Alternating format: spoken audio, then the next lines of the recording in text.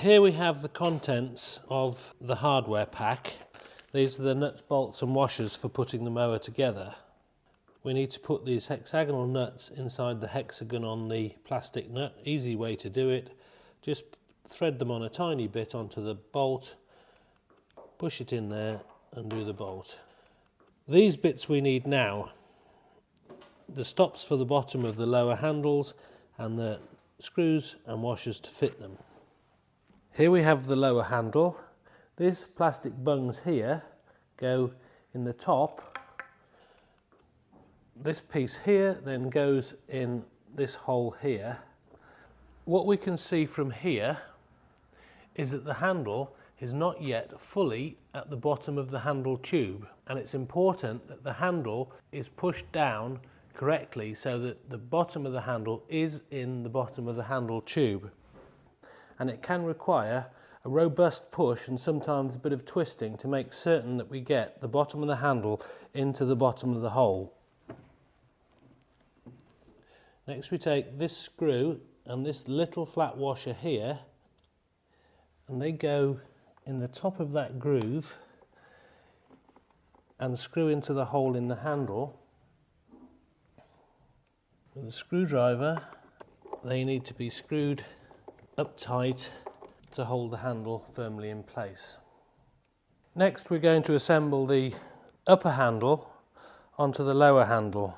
First of all, just make sure that you've got the cables untangled from the handles. So that one goes through there. Then we have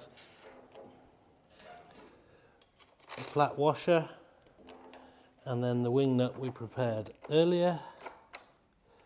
From the other side, the flat-headed bolt through the hole and through the handle, the washer on, the wing nut in place. Okay, we do these fully uptight, holding the cable or cables closer to the bottom of the handle. We put on this plastic cable grip. Just put it in place and push it on, and that sits there.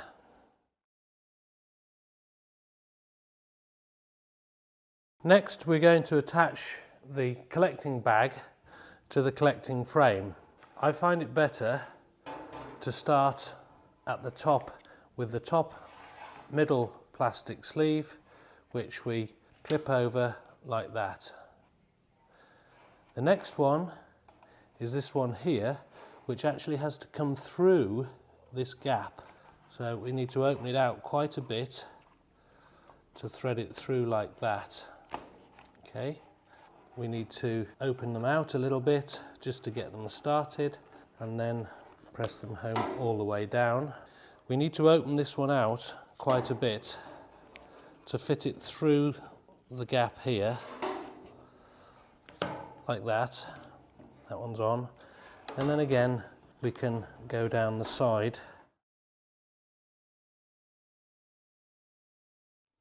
We can use the lawnmower to rear discharge the grass with the flap down in this position here. If we want to collect the grass, the flap lifts up and we hook the collector onto these two cleats here. So that simply hooks on the back of the lawnmower like that, and the deflector keeps the collector in place.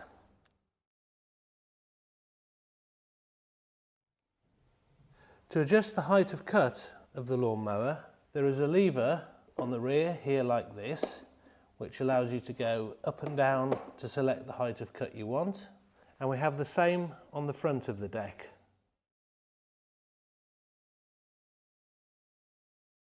This Mountfield model is fitted with the Briggs & Stratton 300 series engine.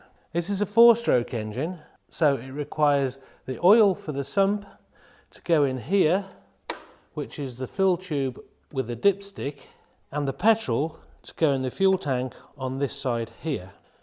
The oil we recommend is Mountfield Universal Lawnmower Oil MX855, which is an SAE 30 single grade oil as recommended for Briggs & Stratton engines, and this engine takes 0.5 of a litre of SAE 30 engine oil. This Briggs & Stratton 4-stroke engine runs on neat unleaded petrol. We recommend the use of Mountfield Universal Fuel Stabiliser. This is a 100 millilitre bottle.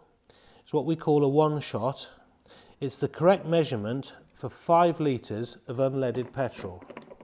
So all we need to do is take the black cap off here and empty the contents into 5 litres of petrol and give it a good shake so that we mix the fuel stabiliser and the unleaded petrol together. The reason that we use fuel stabiliser is because it will keep the petrol in here fresh for at least a year. And what that means is that the lawnmower is always easy to start. We pour the petrol in here, being careful not to overfill or spill the fuel.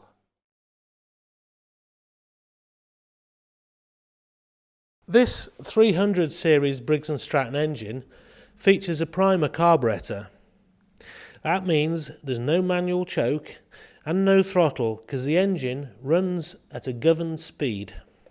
So to start the engine, all we need to do is to press the primer here. Simply press it in and release. It says on here that we only need to do it 3 times. But when the engine is brand new, we may need to do it 10 or 15, even 20 times, because we need to purge the air out of the carburettor. So when we've primed it, say 15 times, and pull the rope and it doesn't start, we go back and we prime it some more. We won't over prime it. Once we've purged the carburettor of the air, then from then on it will only need 2 or 3 primes before we start the engine. Having primed this Briggs & Stratton 300 series engine correctly, we can now start it. So, to start the engine, we need to hold the OPC lever, operator presence control, back on the handle like this. Taking the engine recoil handle firmly in our hand, pull the engine till we feel we've engaged the engine. Now it's just a simple, long, vigorous pull to start the engine.